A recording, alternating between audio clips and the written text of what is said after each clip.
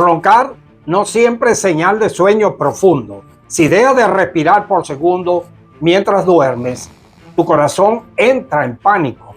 Eso es la apnea del sueño. Cada vez que tu respiración se detiene, el oxígeno en la sangre cae drásticamente. Tu cerebro envía una señal de emergencia, libera adrenalina y dispara tu presión arterial para despertarte. El daño al corazón se repite cientos de veces cada noche.